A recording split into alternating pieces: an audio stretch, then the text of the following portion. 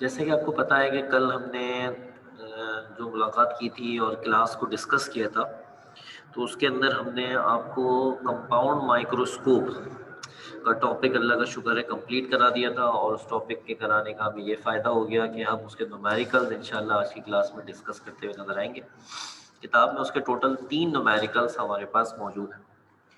इन 3 numericals को हम class के अंदर अभी डिस्कस करेंगे, जिनमें से 2 न्यूमेरिकल मैं डिस्कस कर लूँगा आपके साथ और एक जो न्यूमेरिकल है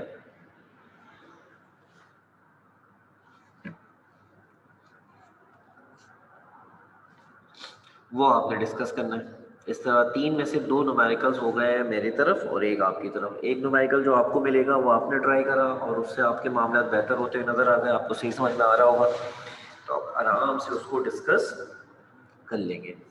ज़्यादातर बच्चों ने अभी हमें ज्वाइन नहीं करा, तो एक आध मिनट मज़ीद ठहर जाते हैं, रुक जाते हैं और उसके बाद आपको numericals related to compound microscope सिखाना शुरू करते हैं। टॉपिक आपके सामने है, problem based on compound microscope theory.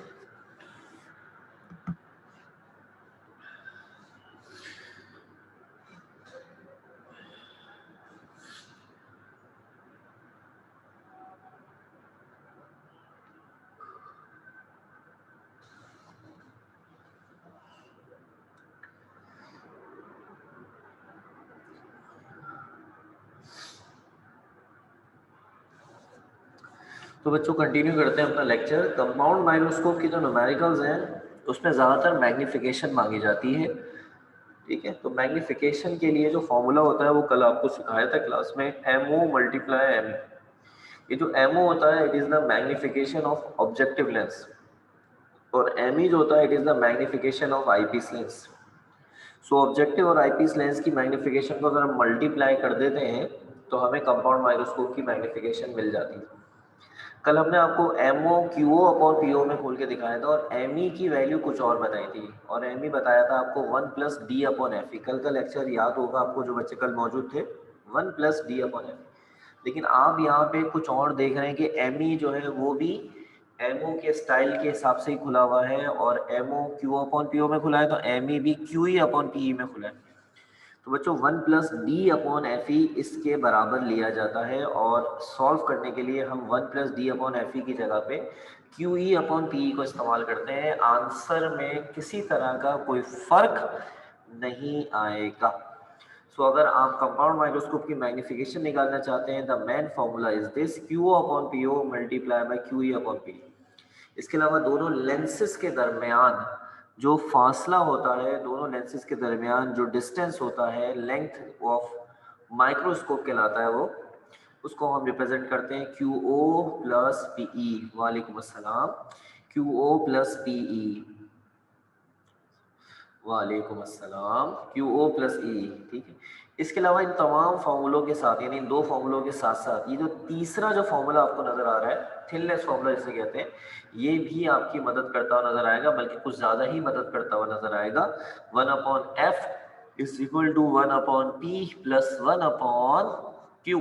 ये फॉर्मूला हमारा काफ़ी हेल्पफुल है। अब यहाँ पे 6 टोटल चीज़ें होती हैं जिनको हम इस तरीके से यहाँ लिख के दिखाते हैं। ऑब्जेक्टिव लेंस के लिए 3 चीज़ें होती हैं, आईपीस के लिए 3 चीज़ें होती हैं। ऑब्जेक्टिव के लिए होता है जो ऑब्जेक्ट का डिस्टेंस, वो पीओ होता है, कल क्लास के अंदर डिटेल से दिखाया था। और जो इमेज का डिस्टेंस होता है वो क्यूओ होता है। ऑब्जेक्टिव की फोकल लेंथ एफओ होती है। आईपीस की आईपीस से जो डिस्टेंस ऑफ ऑब्जेक्ट का होता है वो पीई होता है। आईपीस से जो इमेज डिस्टेंस होता है वो क्यूई होता है और आईपीस की जो फोकल लेंथ होती है वो एफई होती है, ठीक है। ये 6 सिंबल हैं जो न्यूमेरिकल के अंदर बहुत अहम किरदार अदा करते हैं, लेकिन सबसे ज्यादा अहम किरदार ये वाले 4 करते हैं। ये 4 सबसे अहम किरदार अदा करते हैं। इसका रीजन क्या है? क्योंकि ये चारों इन फॉर्मूलों में मौजूद है, इस फॉर्मूले में मौजूद है।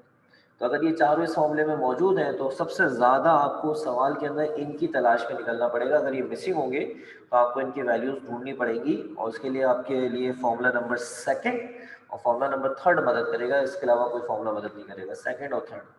इसके अलावा एफ ओ और एफ ई जो होते हैं वो अननेसेसरी है, लेकिन अगर इनकी वैल्यूज गिवन है तो ये आपकी हेल्प करते हुए नजर आएंगे, लेकिन इनकी वैल्यूज अलग से फाइंड करने की नीड नहीं है। ठीक है, अच्छा एक बात और, फिर आपका हम यहाँ तक ओके जरूर लेंगे कि हाँ भाई यहाँ तक क्लियर हो गया, फिर न्यूमेरिकल दिखाते हैं आपको। ये देखिए, ये एक आखिरी बात है, अगर सवाल में लिखा है कि चलो बेटा जरा अजान कंप्लीट हो जाए, फिर इसके बाद हम कंटिन्यू करते हैं। ठीक है, अजान जरा मुकम्मल हो जाए, अजान कंप्लीट हो जाए। जी भाई, मैं दरअसल अजान हो रही थी तो बाहर जरा चला गया था और टीचर से जरा बात करने लग गया था। कंटिन्यू करते हैं। तो ये वाली बात बता रहा था जिसमें अजान स्टार्ट हुई थी कि इमेज फ्रॉम आईपीस जो होगा, अगर आपको इस तरह की वर्डिंग मिलती है तो याद रखें इसकी वैल्यू फिक्स होती है, और वो वैल्यू होती है -250 मिलीमीटर में, या -25 सेंटीमीटर, या मीटर में -0.25 मीटर। ये वैल्यू फिक्स है। जैसे जी की वैल्यू 9.8 फिक्स ले लेते हो आप, इस तरह ये value final image from I piece, final image या इमेज फ्रॉम आई पीस अगर लिखा हुआ है तो उसके लिए वैल्यू फिक्स है। ये वैल्यू अगर वो सवाल में मेंशन नहीं करता तो ये वैल्यू आपको खुद ले लेनी है, लेकिन माइनस लगा के, क्योंकि कल मैंने क्लास में सिखाया था कि जो फाइनल इमेज होता है वो वर्चुअल होता है, इसलिए उसका साइन माइनस में लगाया जाता है।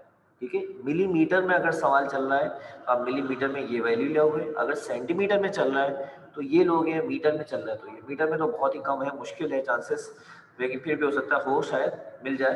तो मीटर के लिए ये, सेंटीमीटर के लिए ये, मिलीमीटर के लिए। लेकिन एक छोटा सा मसला, अगर ये वैल्यू खुद बता दी जाए सवाल में, अच्छी बात है ले लें, ना बताए तो भी ले लें, लेकिन अगर वो ये वैल्यू आपको इसी वर्डिंग के साथ कुछ और बता दें, जैसे बोले image from IPS is 210 millimetre, image from IPS is 210 millimetre, ऐसे करके सवाल में लिख के देता है, तो जो वैल्यू अब वो बताएगा उसी को आपने बेटा क्यू ई लेना है। यानी अगर वो खुद कोई वैल्यू मेंशन करता है तो हमें वही लेनी पड़ेगी वैल्यू, लेकिन अगर वो मेंशन नहीं करता तो हम ये लेंगे, और अगर यही वाली मेंशन करता है, गुड। अब मुझे यहाँ पर आपने यस करना है, ओके करना है कि भाई सारी बातें समझ में आ गई हैं। हम बिस्मिल्लाह करेंगे क्वेश्चन नंबर 9 बुक का, और ये सबसे आखिरी सफ़ात पे मौजूद है, पेज नंबर 349। तो आप भी बुक निकाल लें, पेज नंबर 349 पे आ जाए और सवाल को समझते हैं। दो सवाल होंगे, एक मेरे जिम्मे जाएगा, एक आपके जिम्मे होगा, इंशाल्लाह मामला बेस्ट हो जाएगा। बच्चों याद रखें, जिस चीज़ को ऑब्जेक्टिव से बताया जाएगा उसको हम ओ का सिंबल लगा के यूज़ करेंगे, और जिसको आई पीस से बताया जाएगा उसके साथ ई का सिंबल बताकर उसे यूज़ करेंगे। तो आइए आपके सामने सवाल हाजिर है।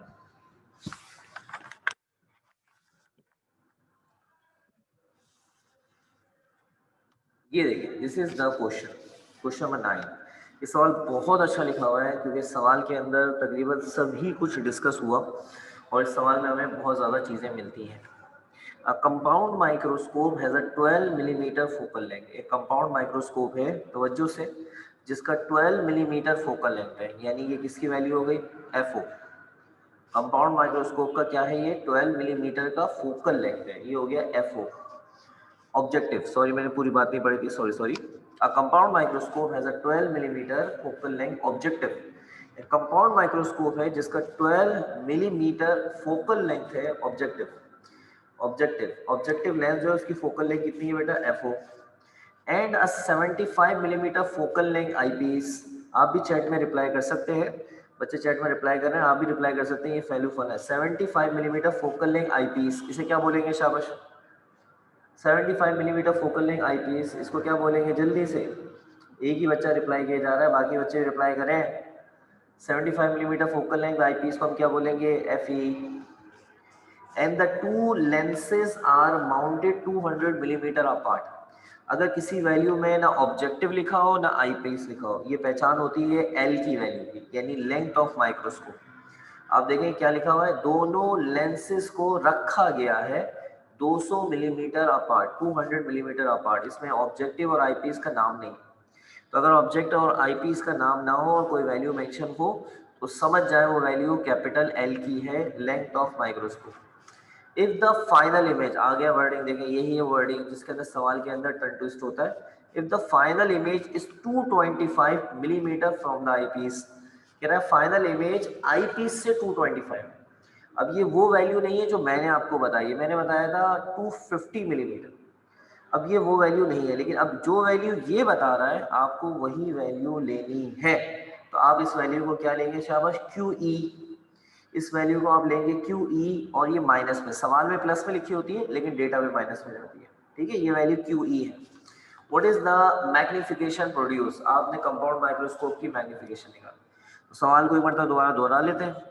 फोकल लेंथ ऑब्जेक्टिव की F O 12 millimetre, focal length of eye piece F E 75 millimetre, दोनों लेंस के दरमियान का फासला L is equal to 200 millimetre, final image QE 225 millimetre minus में, और मैग्निफिकेशन निकालनी है। ये आ गया हमारा सारा डेटा। आपके सामने डेटा नजर आ रहा होगा आपको, ये देखिए ये रहा data. Focal length of objective 12 millimetre, हमने हेडिंग भी बना दी, for objective, for eyepiece, for objective, for eyepiece, for objective. F O 12 millimetre, F E 75 millimetre, Q E minus 225 millimetre virtual image था। L की value आप objective eyepiece कहीं भी लिख दो, कोई फर्क नहीं पड़ता, 200 मिलीमीटर मैंने यही लिख दिया, और आपने एम फाइंड आउट करना है। तो हमने एम का फॉर्मूला लगाया, एम का फॉर्मूला होता है M O multiply M E, M O को खोला Q O upon P O, Q O upon P E, equation number 1 का नाम दे दिया। इक्वेशन नंबर 1 तक ओके करें, आपको इक्वेशन 1 तक डेटा और यहाँ इक्वेशन 1 तक सब समझ में आ चुका है।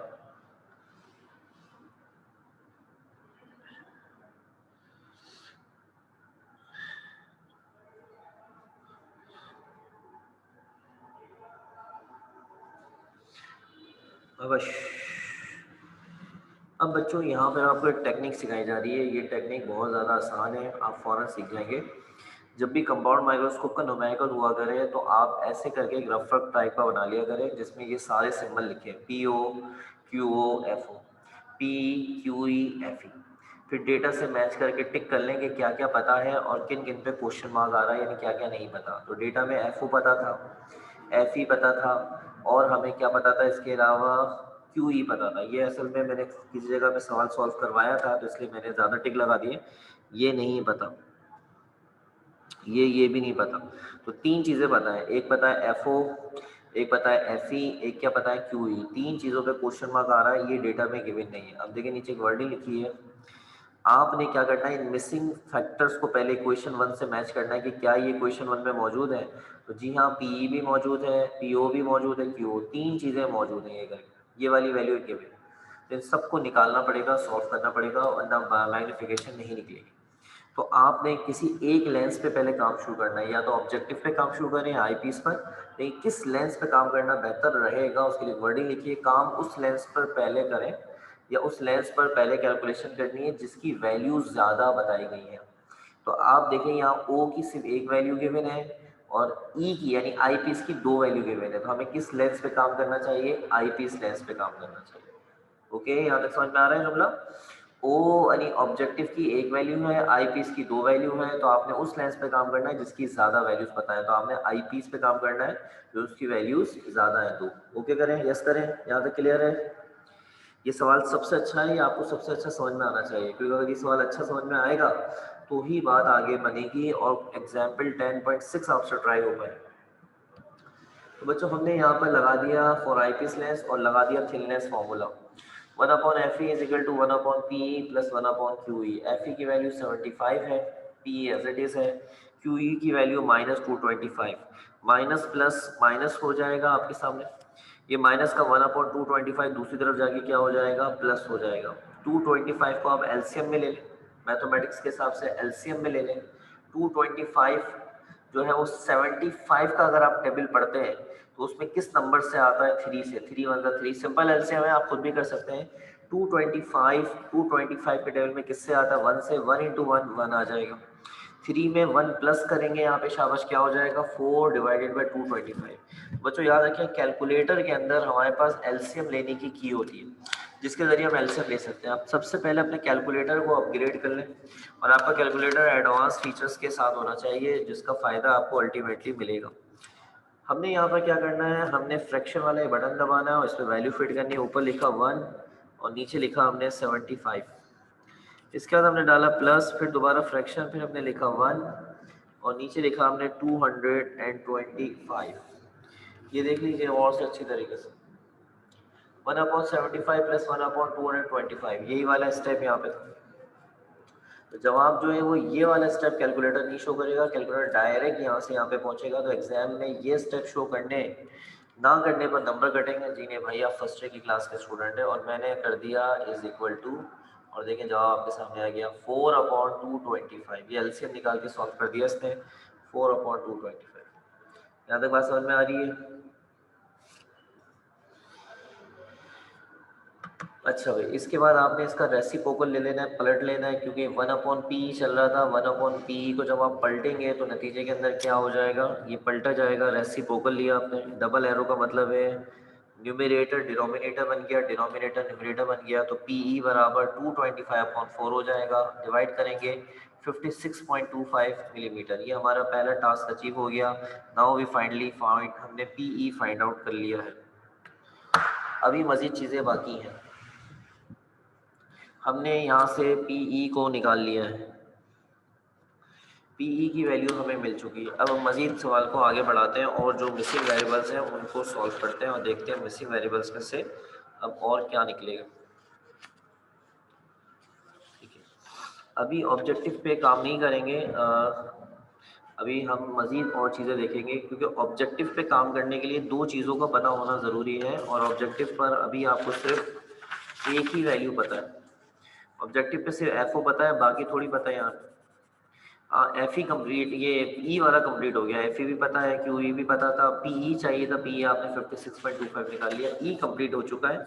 ओ पे जाने के लिए कम से कम दो वैल्यूज़ का जानना ज़रूरी है। तो इन दोनों में से कोई एक पहले निकालेंगे, फिर जाके ऑब्जेक्टिव पे काम करेंगे। तो मैंने फ़ौरन ये वाले फॉर्मूले की तरफ नज़र दौड़ाई, क्योंकि एल की वैल्यू गिवन थी। ये फॉर्मूला हमारी मदद करता हुआ नज़र आ रहा है।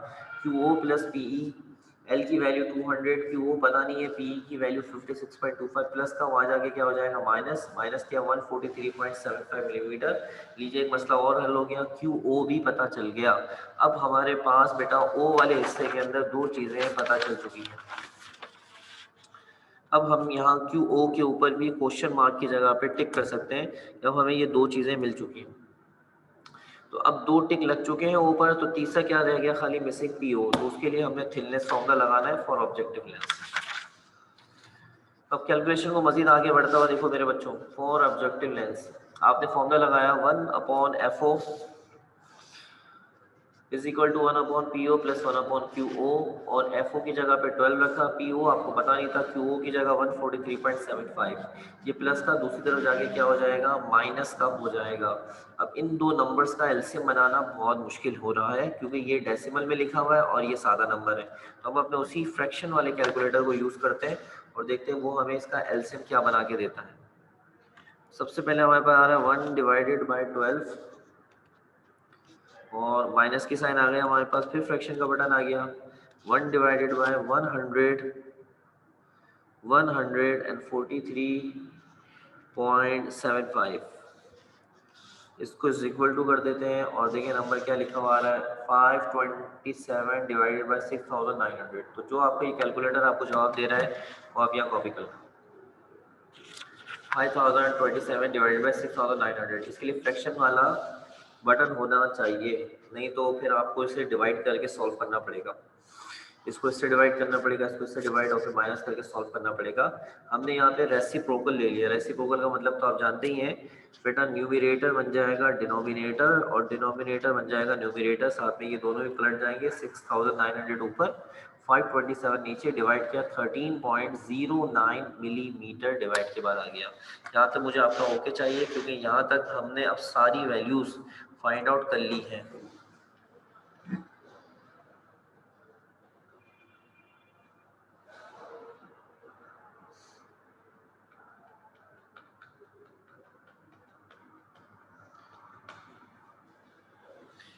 तो बच्चे यहाँ तक ओके करें, शाबाश, ओके। ऑल वैल्यूज को इक्वेशन 1 में रखा। क्वेश्चन नंबर 1 आपको एक दोबारा से दिखा देता हूँ ताकि आप परेशान ना हो। This is the equation number 1। Q भी मिल गया, PO क्यू पी सारे के सारे मिल गए। ये जो क्वेश्चन मार्क था ये भी खत्म हो जाएगा, सब मिल चुके हैं। और इनको रख रहे हैं, QO की जगह पे रखा 143.75, PO की जगह रखा 13.09, और इसके बाद आ रहा है QE की जगह 225 और PE की जगह 56.25। पुटिंग के दौरान माइनस का साइन इस्तेमाल नहीं करते, जो माइनस लगा हुआ था QE के साथ वो इस्तेमाल नहीं करते। तो ये अपने कैलकुलेटर से सॉल्व कर लेते हैं, देखते हैं कैलकुलेटर इसका आंसर क्या देता है। अच्छा जी, कैलकुलेटर में हमने पहला नंबर लिख देना है 143.75 divided by 13.09, then multiply fraction. और फ्रैक्शन का पहला जो आ रहा है वो आ रहा है 225 और डिवाइडेड बाय 56.25, इसको इज इक्वल टू कर देते हैं। और इज इक्वल टू किया तो आया 43.92, 43.92 आ गया। 43.92 आ रहा है, लेकिन कल मैंने क्लास के अंदर बच्चों को सिखाया था कि हमेशा जवाब अप्रॉक्सीमेट में देना है। आपने देखा कल मैंने भी क्लास को जब एंड किया था तो अप्रॉक्सीमेट में जवाब देता हुआ उतरा था, तो अभी भी अप्रॉक्सीमेट में जवाब देना है। तो 43.92 अप्रॉक्सीमेट किसके बराबर होता है? 44 के बराबर होता है।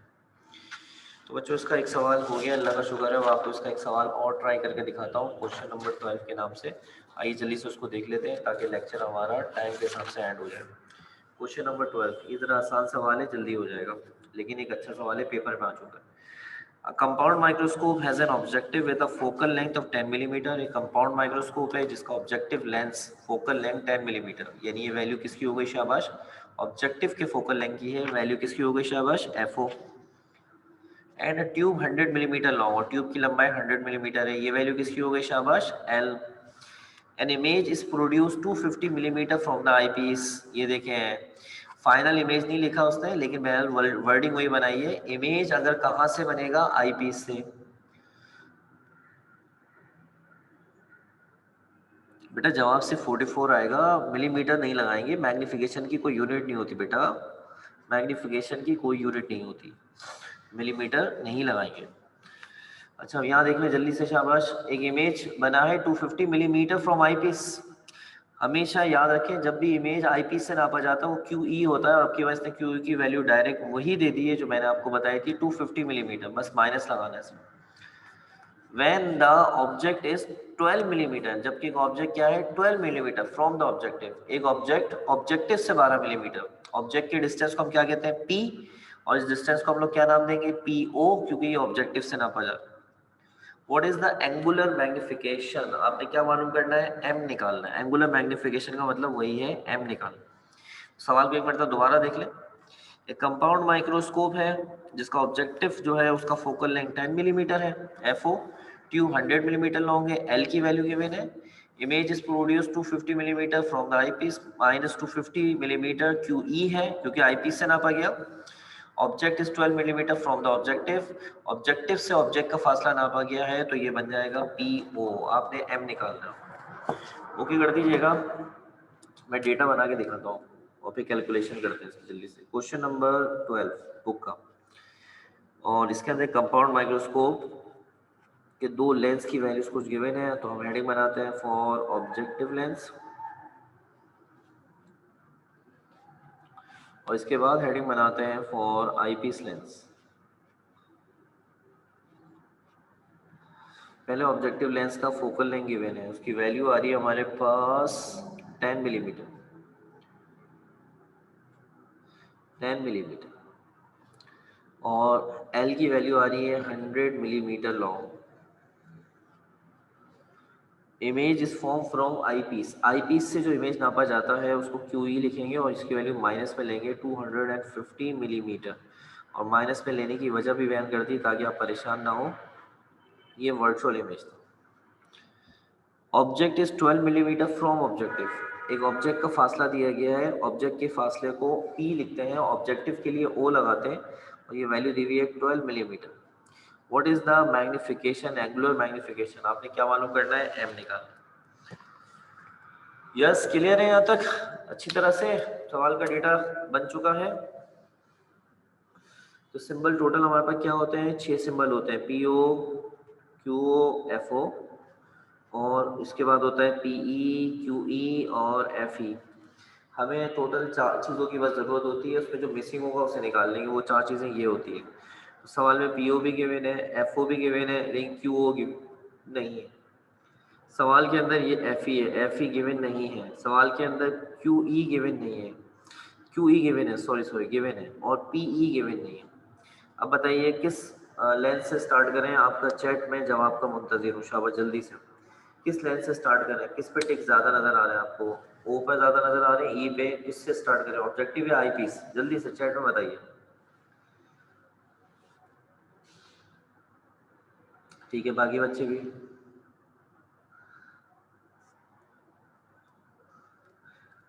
बाकी बच्चे भी माशाल्लाह 9 बच्चे क्लास में मौजूद है, 2-3 रिप्लाई देते हैं यार, बाकी तो भी जवाब दिया जाए। दैट्स ओके का रिप्लाई थोड़ी देना है, ये बताना है किससे काम करना है, ऑब्जेक्टिव पे काम करना है, आईपीएस पे काम करना है।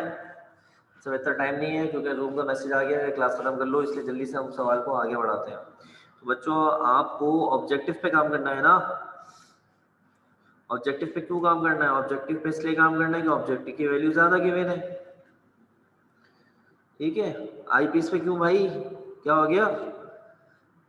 ओ की वैल्यू ज्यादा है, 2 वैल्यूज हैं, आईपीएस में सिर्फ एक टिक लगा हुआ है मेरे बेटे, 2 क्वेश्चन मार्क आ रहे हैं, कैसे काम करेंगे आईपीएस पे? आईपीएस पे काम नहीं करेंगे, ऑब्जेक्टिव पे काम करेंगे। 2 बच्चों ने गलत जवाब दिया, सही कर लीजिएगा भाई। ओ पर 2 वैल्यूज हैं, ओ पर काम करेंगे, ई पर काम नहीं करेंगे। गलती का कोई मसला नहीं है, गलतियों से ही सीखता है इंसान। फॉर्मूला बनेगा 1/FO 1/PO plus 1/QO। F O की वैल्यू आपके पास आ रही है 10, पी ओ की वैल्यू आपके पास आ रही है 12, क्यू ओ की वैल्यू आपको पता नहीं है। प्लस का 1/10 वहाँ जाके क्या हो जाएगा, माइनस का 1/10 माइनस का 1/12 1/QO। यहाँ पे एलसीएम बनाना चाहे तो एलसीएम भी बना सकते हैं, और बगैर एलसीएम के भी डायरेक्ट जवाब तक पहुँच सकते हैं। एलसीएम स्किप करना चाहे तो कर सकते हैं। 1/10 जी, माइनस दोबारा फ्रैक्शन का बटन 1/12, और ये जवाब जो आएगा कुछ बच्चों ने कर लिया, वेरी गुड, बहुत फास्ट। और ये आ गया 1/60। सॉल्व करने के बाद 1/60 आपने क्या करना है, रेसिप्रोकल लेना है, और क्यू ओ की वैल्यू आ गई 60 मिलीमीटर। तो ये क्यू ओ जो था, अब नाउ फाइनली हमें ये भी मिल चुका, मैंने टिक लगा दिया उसके ऊपर। अब क्या चीज़ और चाहिए, लेकिन उससे पहले हम एल का फॉर्मूला लगाएंगे। L is equal to Q O plus P E. L की वैल्यू है 100, क्यू ओ की वैल्यू आप निकाल चुके हैं 60, पी ई की वैल्यू आपको गिवन नहीं है। 60 प्लस का वहाँ जाके क्या हो जाएगा, माइनस का, और ये पी ई की वैल्यू भी निकल आई आपको। पी ई की वैल्यू आपको मिली है 40 मिलीमीटर, ठीक है। अब ज़रा टिक कर लें एक मरतबा दोबारा जल्दी से, टाइम ज़रा कम रह गया है। इस क्या क्या चीज़ें मिल चुकी हैं, देखिए ये भी मिल गया, ये पूरा ओ सॉल्व हो गया। ई के अंदर आपको ये वाला हिस्सा जो है ये भी मिल चुका है, 2 टिक आ चुके हैं। अब आपने बताना है कि एफ ई निकालना है या नहीं निकालना है, यस और नो में जवाब देना है। एफ ई निकालना है या नहीं निकालना, आपने जवाब देना है यस और नो में, ठीक है। और बाकी बच्चे सबके जवाब चाहिए। अब्दुल हादी, क्लास के अंदर क्लास लेने के साथ रिप्लाई भी करना पड़ता है, ठीक है। अनस, हाफिज मोहम्मद अनस, अनस अली और हाफिज मोहम्मद अनस। अफनान, क्लास खामोशी से लिए जा रहे हो, रिप्लाई भी करो। हुजैफा, साहिल खान जी, क्या हम एफ ई निकालें, यस और नो?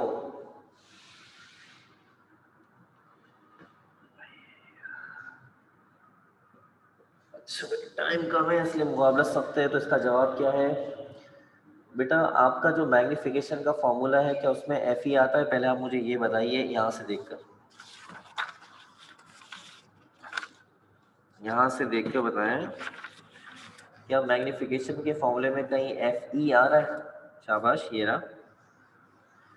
यस और नो जल्दी बताना है, क्या मैग्नीफिकेशन के फॉर्मूले में एफ ई आ रहा है? तो जब एफ ई नहीं आ रहा तो क्यों निकाले भाई? जो फॉर्मूला हम यूज कर रहे हैं उसके हिसाब से एफ ई नहीं निकलेगा, एफ ई की जरूरत नहीं है। कुछ टीचर एम ई की जगह पे 1+D/FE का कॉन्सेप्ट इस्तेमाल करते हैं, उनके हिसाब से ये वैल्यू और ये एफ ई निकालना जरूरी है, लेकिन हमारे इस फॉर्मूले के हिसाब से नहीं है, जवाब हमारा गलत नहीं आएगा। तो बच्चों एफ ई निकालें या ना निकालें, क्या कहते हैं जिन्होंने गलत जवाब दिया? जवाब क्या है, नहीं निकालना। m is equal to M O multiply M A, जो आपकी रिक्वायर्ड वैल्यूज हैं वो सब मिल चुकी हैं आपको। Q O upon P O, ये दोनों वैल्यूज मिल गई हैं आपको। क्यू ई अपॉन पी, ये वैल्यूज भी पता है आपको। अगर निकाल लिया तो फिर आपका कोई मसला नहीं है। अगर आप इस फॉर्मूले के साथ जा रहे हैं तो वो निकालना ज़ाया गया। अगर आपने निकाल लिया इस फॉर्मूले के साथ अगर जा रहे हैं तो निकालने की कैलकुलेशन आपकी ज़ाया गई। और अगर आप इस फॉर्मूले के साथ नहीं जा रहे हैं तो फिर वो निकालना वसूल होगा। आप इसकी जगह पे 1+d/f यूज़ कर लो तो फिर उससे सॉल्व होगा। ठीक है, डी की वैल्यू फिर याद रखना, डी की वैल्यू 250 लेनी है आपने। ठीक है, 250 मिलीमीटर। अच्छा भाई, क्यू ओ की वैल्यू है 60, पी ओ की वैल्यू थी 12, क्यू ई की वैल्यू है हमारे पास 250, माइनस यूज़ नहीं करेंगे, और पी ई की वैल्यू आ रही है 40। इन सबको हम कैलकुलेटर से सॉल्व कर लेते हैं जल्दी से।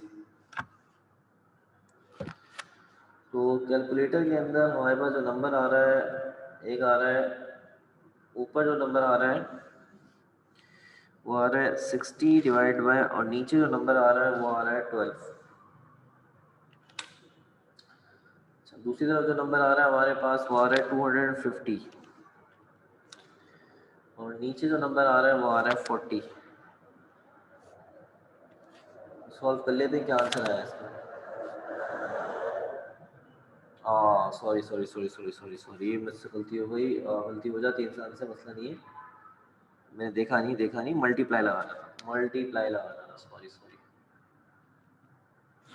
जी। ये नंबर आ गया, देखें 31.25, 60/12 मल्टीप्लाई 250 अपॉन 40, 31.25। 31.25 आप कभी भी जवाब में नहीं छोड़ेंगे, इसको अप्रॉक्सीमेट करेंगे, और जब ये अप्रॉक्सीमेट होगा 31.25 का मतलब क्या लिया जाएगा, 31 लिया जाएगा। तो 0.25 को राउंड अप करेंगे 31 हो जाएगा। बेटा मैंने बताया था कि माइनस का जो साइन है वो सिर्फ थिननेस फार्मूला के लिए होता है, और मैग्नीफिकेशन के अंदर उसका लगाने का कोई फ़ायदा नहीं है। क्योंकि अगर आप यहाँ माइनस लगा भी देंगे तो वो आपकी कैलकुलेशन के अंदर कुछ भी नहीं करेगा, सिर्फ माइनस लगा सवाल चलता रहेगा, और ये माइनस का आंसर है। उस माइनस का मतलब खाली सिर्फ यही होता है, अगर जवाब में आपकी मैग्नीफिकेशन माइनस में निकलती है उसका मतलब सिर्फ यही होता है कि आपका इमेज वर्चुअल है बस। इसलिए इस माइनस का यहाँ पे पुट करने का कोई फ़ायदा नहीं है। तो अगर ये माइनस यूज़ करना चाहते हैं तो थिननेस फार्मूला में यूज़ कर सकते हैं। सब बच्चे मुझे ओके करें यहाँ तक। आपने लाजमी लाजमी ट्राई करना है, और अपने आप को चेक करना है कि कितने पानी में आप लाजमी ट्राई कीजिएगा। सॉल्व हुआ है लेकिन जिस तरह मैंने सिखाया है उस तरह सॉल्व कीजिएगा। Example 10.6, page number 338। ये आपका होमवर्क है, लाजमी ट्राई कर लीजिएगा। तो अपने घर वालों का ख्याल रखिएगा, मुझे दें इजाज़त। इंशाल्लाह इस उम्मीद के साथ कि को फिज़िकल होंगी सारी क्लासें, फिज़िकल अंदाज में मिलेंगे। तब तक के लिए 1 मिनट रुक जाइएगा, या जाइएगा नहीं, अटेंडेंस रह गई। एक बच्चा चला गया कोई जल्दी से, वो पता नहीं कौन था जो चला गया। एक दो क्लासों की अटेंडेंस असल में मेरे ज़िम्मे होती है, इसलिए वो अटेंडेंस में लेता हूँ। अटेंडेंस अभी लग जाएगी। चले भाई, अपना अपना घर वालों का ख्याल रखिएगा, मुझे दें इजाज़त। अल्लाह हाफिज़।